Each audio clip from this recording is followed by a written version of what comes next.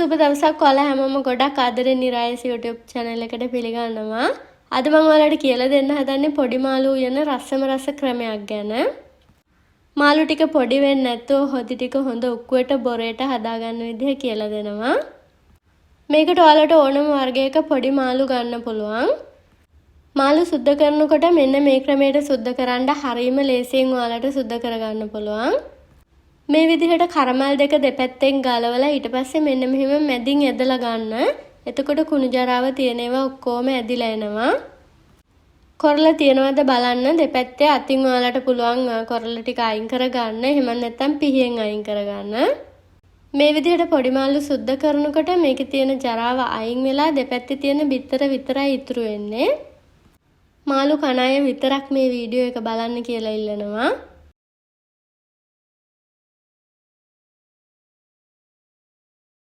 මාළු ටික ඔක්කොම සුද්ධ කරගෙන ඉවරයි. මම මේ මාළු ටික සෝදලා තමයි අරගෙන ආවේ. මාළු සෝදනකොට ලුණු කැට චුට්ටක් දාලා අතුල්ලලා සෝදන්න. එතකොට මේ වගේ තියෙන පිළිගඳ වගේ යනවා. මේකට මම කහ කුඩු ටිකක් එකතු කරගන්නවා.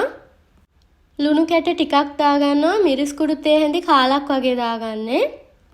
දැන් මේ ටික හොඳට කලවම් කරගන්න ඕනේ. ඉතින් මේ ක්‍රමයට ඔයාලට 3-5 අත ගාලා මේ මාළු ටික මේ විදිහට පෙට්ටියක දාලා ෆ්‍රීසර් එකේ දාන්න පුළුවන්. පාන්දර උයනයට මේක හරිම ලේසි ක්‍රමයක්. මේ විදිහට මාළු සුද්ධ කරලා දාලා ඔයාලට සතියක් විතර උනත් තියා ගන්න පුළුවන්. ඉතින් මේ ක්‍රමයට මාළු ෆ්‍රීසර් එකේ දැම්මම ඔයාලට උයන්න විතරක් නෙවෙයි බදින්න උනත් ගන්න පුළුවන්. මේ බලන්නකෝ මේ තියෙන්නේ කලින් මම මේ විදිහට දාපු මාළු වගයක්. දැන් මම වංගෙඩියට දාගන්නවා සුදු ලුණු බික් 3ක් විතර පොත්ත පිටින් තමයි දාගන්නේ. පොත්ත පිටින් සුදු ලුණු කොටා ගත්තාම හරිම සුවඳයි.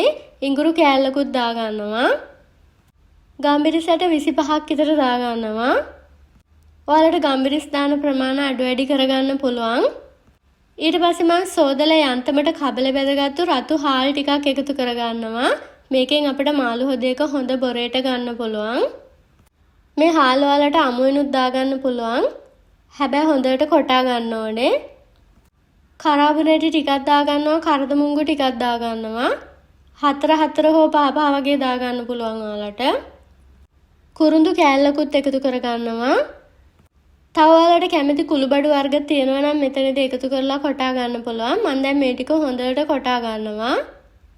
මේ වගේ හොඳ පේස්ට් එකක් වෙනකම් කොටා ගන්න. ඊට පස්සේ මම අඩුම ගින්දරේ ඇතිලියක් ලිපේ තියලා තියෙනවා. මම අද අලුත්ම ඇතිලියක් තමයි අරගත්තේ මාළු හොදේක හදන්න. මේක මම පදම් කරලා නෙවෙයි අරගත්තේ. ඉතින් මේ වගේ හදිස්සියට මම අලුත් ඇතිලි වල උයනකොට ගොඩාක් ගින්දර අඩුවෙන් තියලා තමයි උයාගන්නේ. ඒකට මම පොල් තෙල් ටිකක් දාගන්නවා. ඇතිලිය රත් වෙනකොට පොල් තෙල් ටික හොඳට වටේට ගානවා. ඊට පස්සේ ලියාගත්තු රතු ලුණු ටිකකුයි තලාගත්තු සුදු ලුණු ටිකකුයි එකතු කරගන්නවා.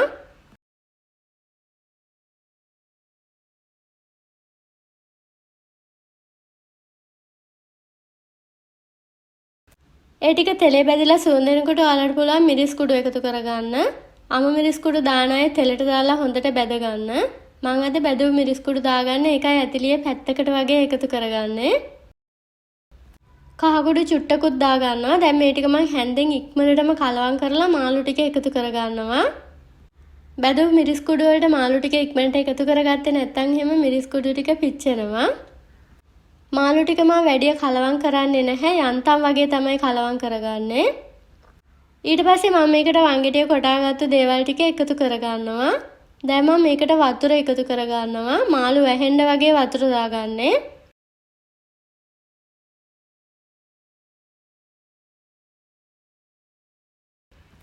ඒ ටික මම හොඳට කලවම් කරගන්නවා.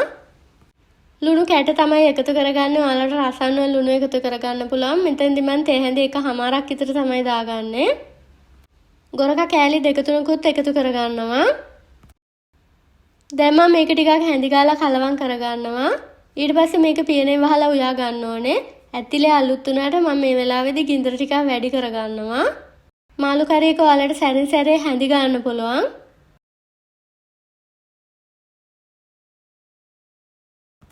මේ බලන්නකො මේ තියෙන විනාඩි 8කට විතර පස්සේ මම මේකට අමු මිරිස් කරල් දෙකක් කරපිංචා ටිකක් එකතු කරගන්නවා. ඔයාලට රම්පා දා ගන්නත් පුළුවන්. දැන් මම අරන් තියනවා පොල් කිරි අඬු කෝප්පෙන් භාගයක් විතර. ඒකට සියඹලා බික් 3-4ක් දාලා හොඳට දිය කරගන්නවා. තක්කාලි රසට කැමති අයට පුළුවන් සියඹලා එකතු කරගන්න නැතුව තක්කාලි එකතු කරගන්න. ඊට පස්සේ කිරි ටික නටරකම් ඔයාලට මේක ලිපේ තියන් හැඳි ගන්න පුළුවන්. උඩින් හැඳි ගන්න මාළු ටික පොඩි කරගන්න එපා. මේ විදිහට පොඩි මාළු උයනකොට ඔයාලට විනාඩි 15කින් වගේ කෙටි වෙලාවකින් මාළු කරි එක හදා ගන්න පුළුවන්.